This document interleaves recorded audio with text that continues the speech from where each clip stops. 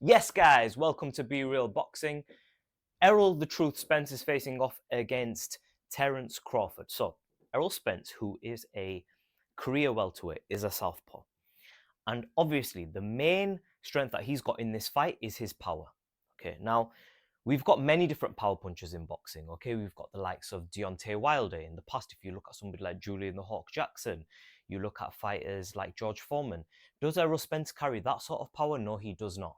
Okay, now he is a good power puncher. He's the heavier fighter. He's the career welterweight. But when he's facing Terence Crawford, Errol Spence's power does not just come from his heavy hands, because I'm sure he is heavy-handed to be on the elite level, getting the knockouts that he is. But it's the punch that you don't see coming, which is the one that knocks you out. And Errol Spence is extremely deceptive with the way he punches and the way he sets up his and the way he finesses them power punches that he throws. So Errol Spence traditionally early on, I believe he was in a Mexican gym or he trained with a Mexican trainer. And because of that, Errol Spence throws vicious body shots. He gets right on the inside at the right angle, pivots in, and bang, right? He's able to, from the southpaw stance, deliver vicious body shots. And when he does that, the reason that that is so dangerous is because you, as the opponent, are obsessed. Your mind is occupied with the body shots that are coming. So if you're thinking to yourself, right, I've got to protect my body, I've got to protect my body, you are obviously going to leave yourself open to the head. And the old adage goes that the punch you don't see coming is the punch that hurts you. Attack the body and the head will fall. These are old adages in boxing. But in addition to that, the reason that you attack the body and the head will fall is because the body shots not only take the wind out of you and damage you, but the body shots will also leave you open to the head. And if you can capitalize on that, as a power puncher, it is imperative that you attack that body.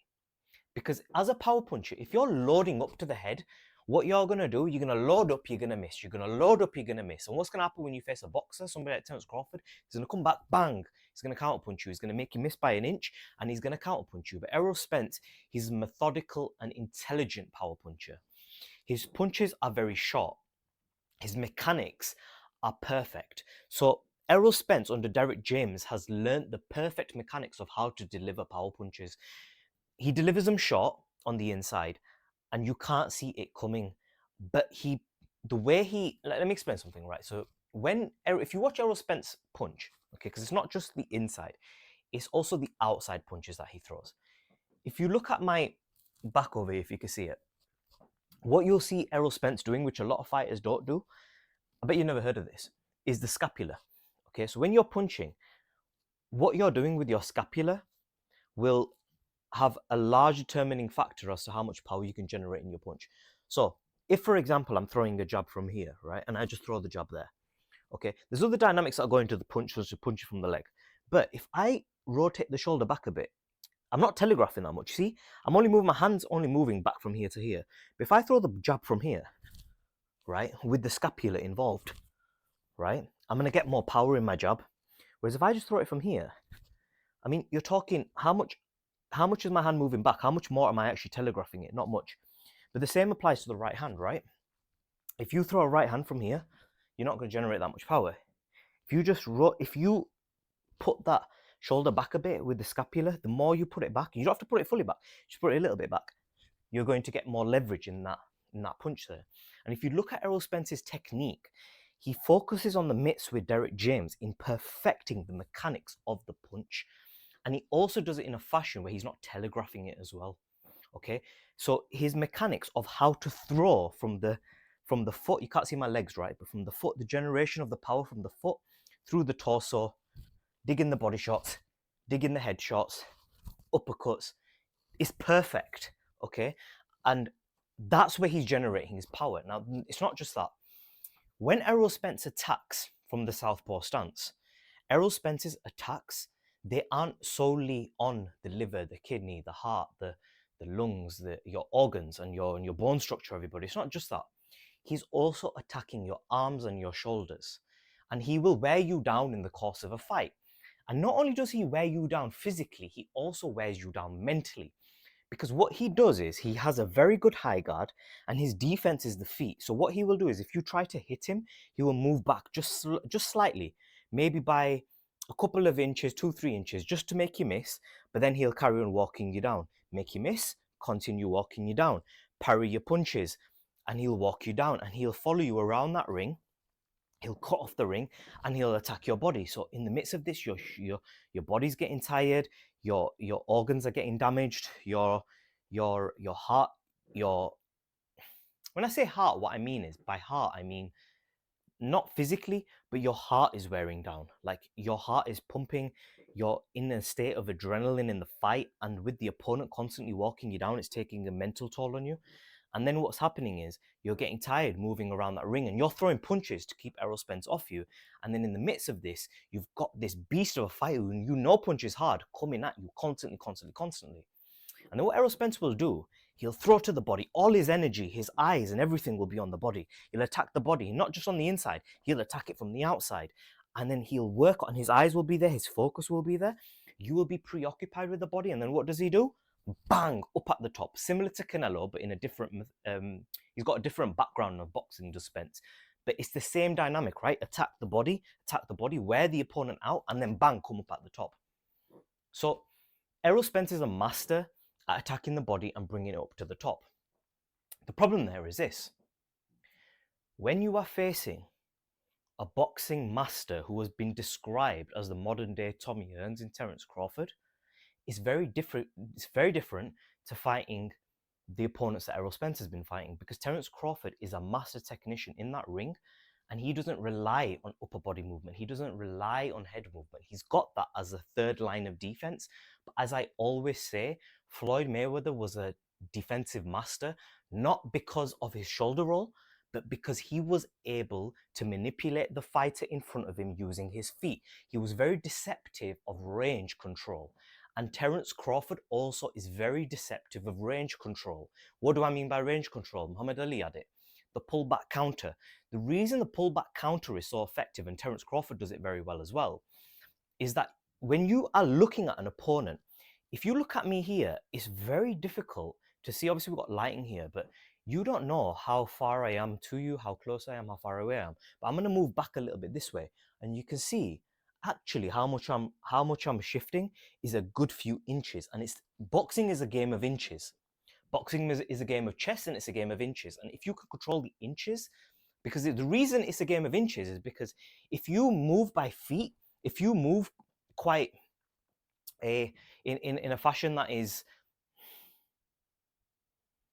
if you move a lot, right? If you move in a fashion where you're jumping basically, what that's going to do, it's not going to leave you in a position to counter punch. And I remember when I was training in a boxing gym and a trainer once said to me, because I used to move a lot like this, right? A lot of movement. He said, don't move that much, just move a little bit, just move a little bit. The reason is you've got to make the opponent miss by an inch, because then you're in a position to throw a spear jab, a right hand, pull back right hand, counter. You're in that position, you're positioned to do so. So with Terence Crawford, his defense is his feet. And when you want to analyze a fighter, I always say this, it might be boring, you've got to look at their feet. And if you look at Terence Crawford's feet, he's always on his toes. He's not flat-footed. Errol Spence is flat-footed. Don't care what anybody says, great fighter, magnificent fighter, one of the best in the game. But he is flat-footed, okay? He's a power puncher, he can be flat-footed, but he is flat-footed.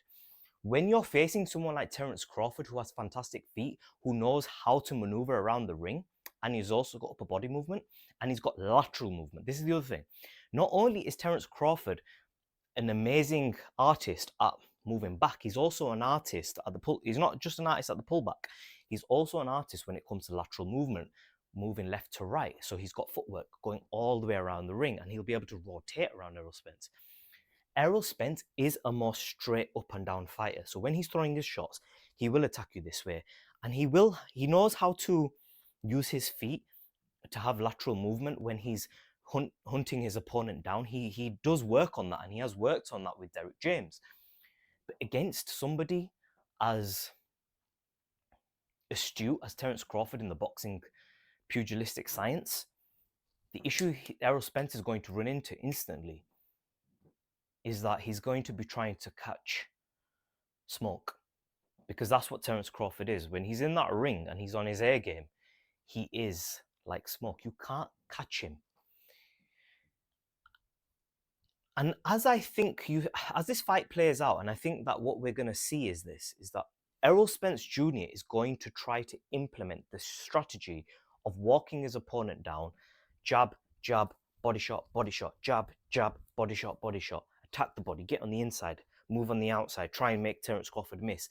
Terence Crawford is not going to have an easy time hitting Errol Spence, because Errol Spence does have a good defense. He's got a good high guard.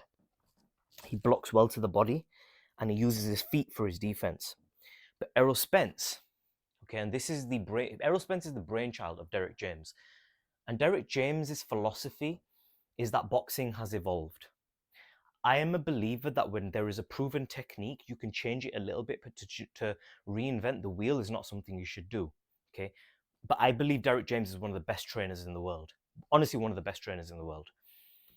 But I don't know how I feel about his concept of not moving your head, because you can control the head with the lead hand, right?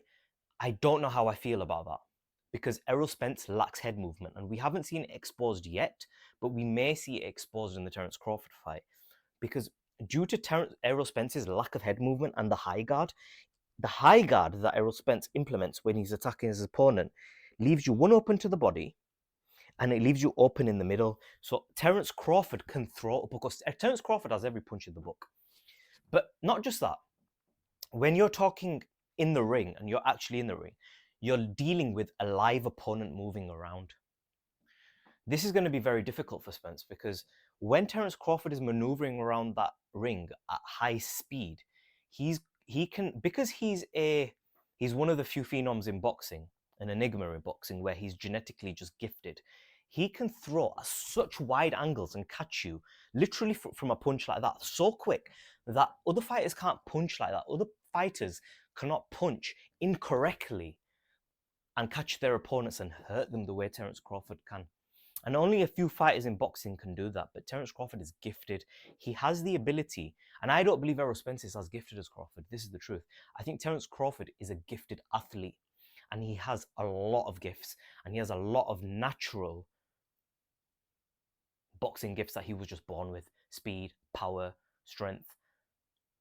For his size, he's unbelievable. And this is what makes it difficult for Spence. And on top of that, Terence Crawford has also mastered the sweet science. He has unbelievable footwork. He's more of a traditional boxer, reminds me a lot of Tommy Hearns. But there is a problem here. Terence Crawford is not a career welterweight. Now, because Terence Crawford is not a career welterweight, I don't know if he's going to have the power to hurt Errol Spence. I don't know if he's going to have the power to hurt Errol Spence. Which brings me on to this.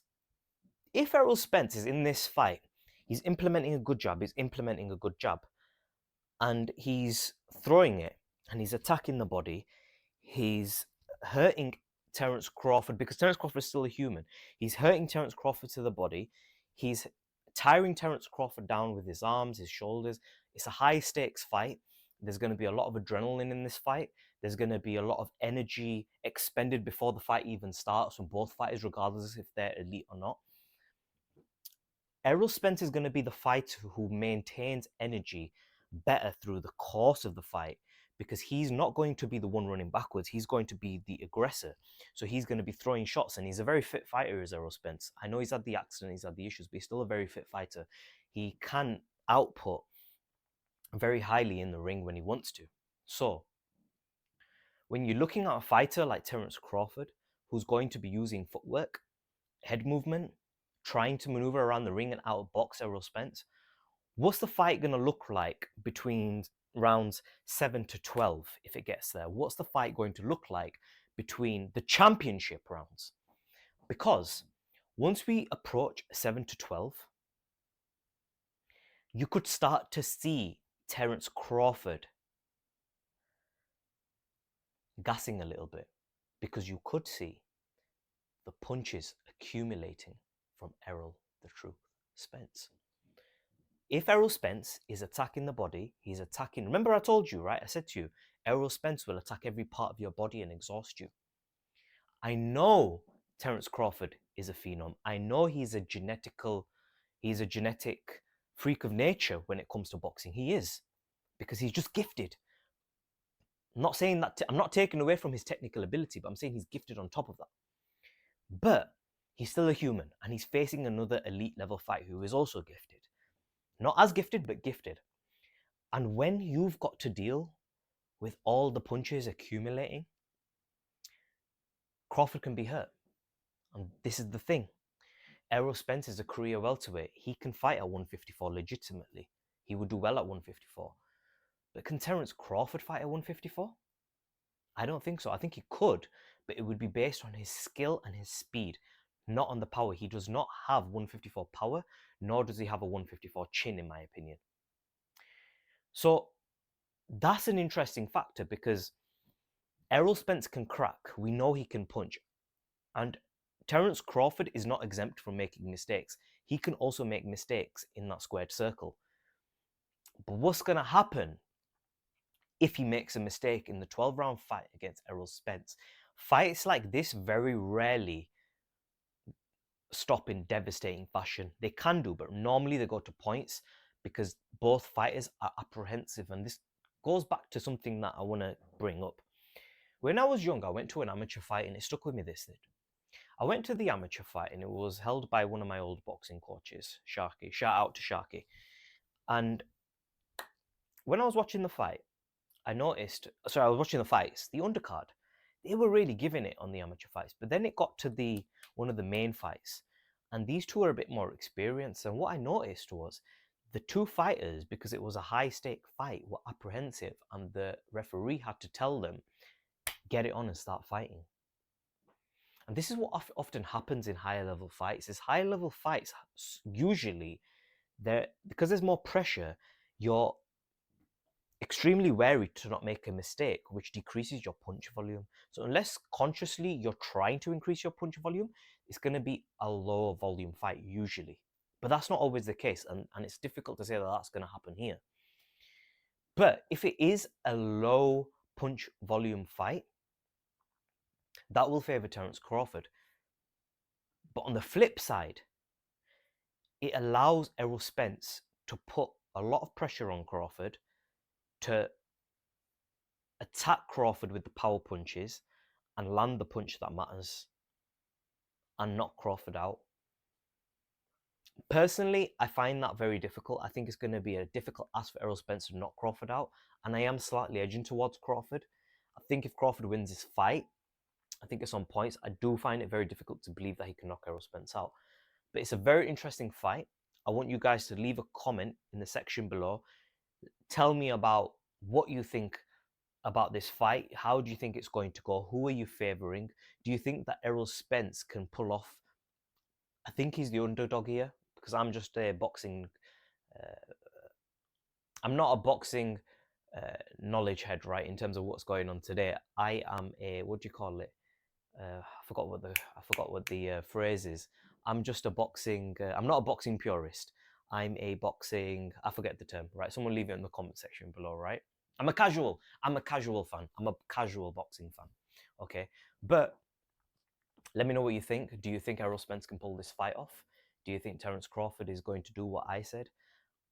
These are the intangibles of the different fighters. And before we clock off, I just want to go a little bit into Errol the Truth Spence and Terence Crawford's previous fights.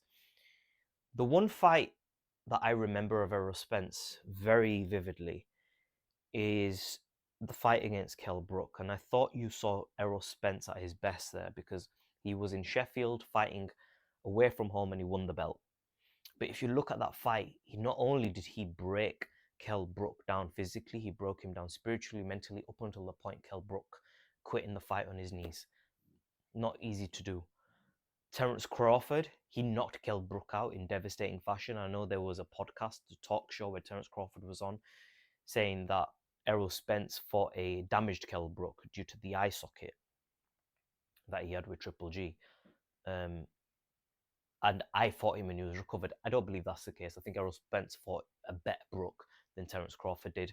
I think when you fight a fighter who's older, regardless of what you say. He's an older fighter. So, guys, let me know what you think of this fight. Terence Crawford. I didn't analyze Terence Crawford. So with Terence Crawford, I think you're gonna see if you look at his past fights again. Um, we look at the Brook fight, the common opponent, and the Sean Porter fight as well.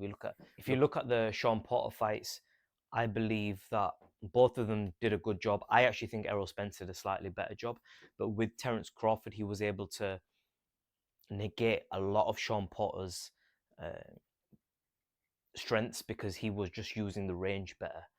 Errol Spence mixed it up on the inside, and I think that's why Errol Spence did better personally. Even though Crawford got the stoppage, Errol Spence did knock him down, but I actually prefer Errol Spence's performance in the Sean Porter fight because of the inside fighting and being able to mix it with a power puncher like Sean Porter. So let me know what you guys think. Leave your comments in the section below. Make sure you're subscribed and go to the bell notification icon and click all. That's the very important thing. Make sure you're doing that, please. Catch you all soon, guys.